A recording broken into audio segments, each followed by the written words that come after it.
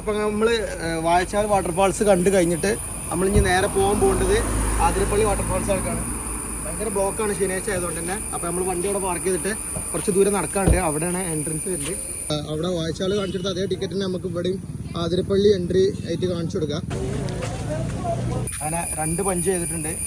ഒരു പഞ്ച് വാഴച്ചാൽ, ഒരു പഞ്ച് ആതിരപ്പള്ളി. ആതിരപ്പള്ളി വാട്ടർഫാൾസിക്ക് പോകേണ്ട ഈ സെൻറ്റർ ഭാഗത്തായിട്ട് കോൺക്രീറ്റ് ചെയ്തിട്ടുണ്ട്. അപ്പുറത്ത് കല്ല് പഴിച്ചിട്ടുണ്ട്, ഇപ്പുറത്ത് കല്ല് പഴിച്ചിട്ടുണ്ട്. ഇരുമ്പിൻ്റെ ആംഗിൾ കൊടുത്തിട്ടുണ്ട്. ഇത് എന്തിനാ വെച്ചാൽ വീൽ ചെയറിൽ ആൾക്കാർ വരും, അതേപോലെ കുട്ടികളെ കൊണ്ടുപോകാൻ, അതിനെ കൂട്ടിയിട്ടാണ്. ഇത് വളരെ നല്ലൊരു ഇതാണ് അല്ലേ ജിനുവാന? നമുക്ക് എന്താ എൻ്റെ അഭിപ്രായം? ഇത് വളരെ നല്ലൊരു ഇതല്ലേ? അങ്ങനെ ആതിരപ്പള്ളി മേലെ എത്തിയിട്ടുണ്ട്.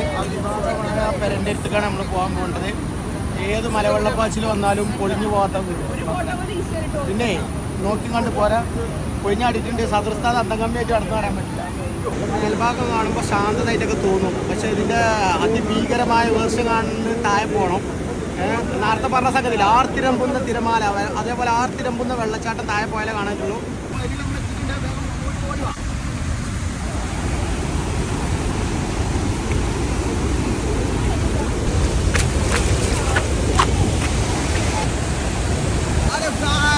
അങ്ങനെ നമ്മൾ ആതിരപ്പള്ളി വാട്ടർഫാൾസ് കണ്ടില്ലേ?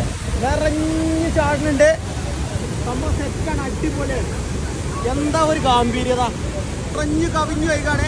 അങ്ങോട്ട് തിരിഞ്ഞ് ഫോട്ടോ എടുക്കാൻ പറ്റില്ല, കാരണം ചില വെള്ളത്തിൽ ശീതടിച്ചിട്ടേ ഫുൾ അങ്ങോട്ട് കാണിച്ചു കൊടുത്താൽ മേലെ കാണിച്ചു കൊടുത്താൽ അതങ്ങനെ അടിച്ചാണ്. ആ പുകല്ലത്, അത് വെള്ളം കാറ്റത്ത് അടിച്ചിട്ടേ